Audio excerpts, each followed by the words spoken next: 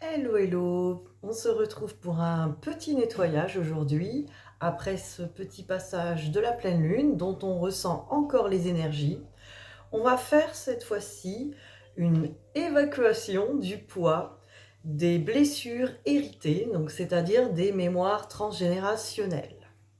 Donc souvent, on hérite de nos mémoires par rapport à nos ancêtres, hein, des choses qui ne nous appartiennent pas. Mais voilà, on porte ce poids en nous. Ça peut être des peurs, ça peut être des émotions, voilà, qui vont nous bloquer, qui vont bloquer notre vie. Et voilà, on va pouvoir les libérer grâce à la méthode de Natacha Calestrémé, que vous devez connaître peut-être, ou peut-être que vous connaissez ses livres. Donc là, j'ai pris vraiment un petit rituel, hein. Alors, un petit rituel pour faire rapide, hein, vous allez pouvoir peut-être faire des pauses sur cette vidéo, prendre des notes, ou le faire plusieurs fois, vous laisser porter. Alors, on nous dit, imaginez, donc voilà, il va falloir écrire le nom de la personne, hein,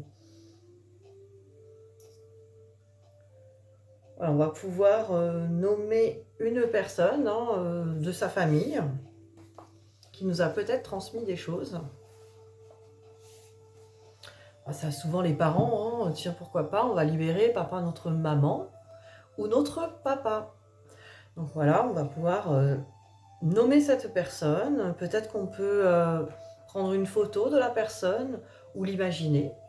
On va imaginer cette personne, qu'elle se trouve en face de nous, sur une chaise. On peut être sur une chaise. Et on imagine cette personne juste en face de nous. Et on va faire comme si on lui parlait. Alors on ne va pas lui parler en vrai, hein, à cette personne. On ne lui demande pas de venir dans la réalité.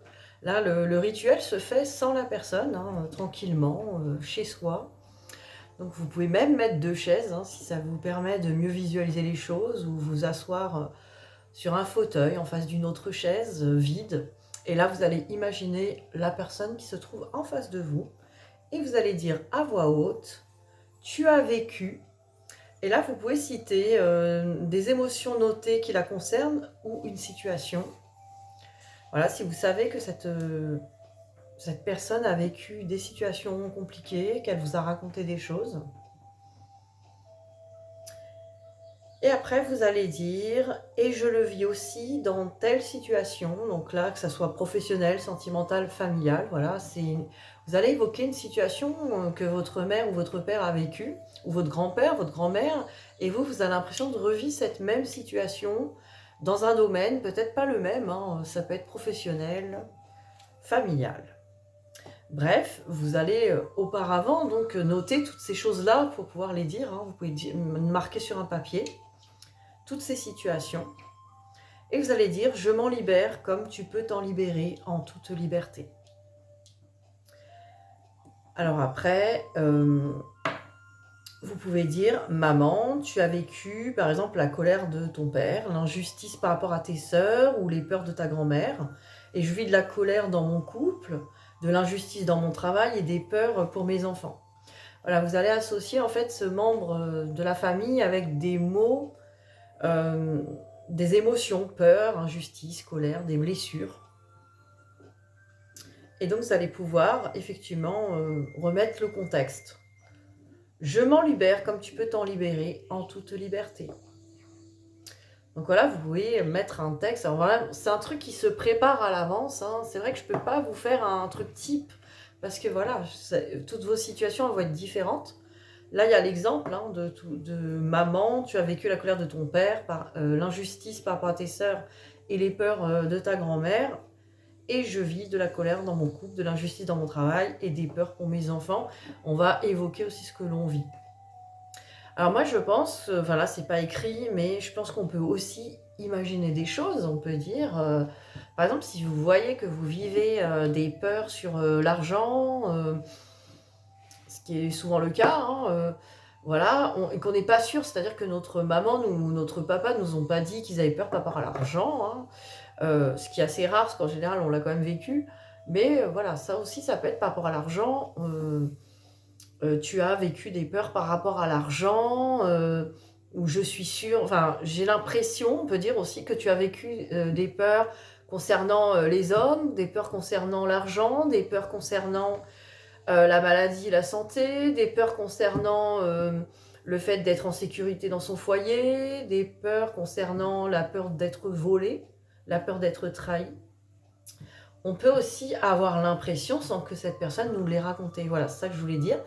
Et effectivement, moi aussi, je vis ces peurs par rapport à l'argent, ces peurs par rapport au fait d'être volée. J'ai peut-être peur qu'on me vole mon mari, mon petit copain quand j'en ai un. J'ai peur qu'on me vole d'une autre manière. Vous voyez, vous allez vraiment transcrire selon votre situation.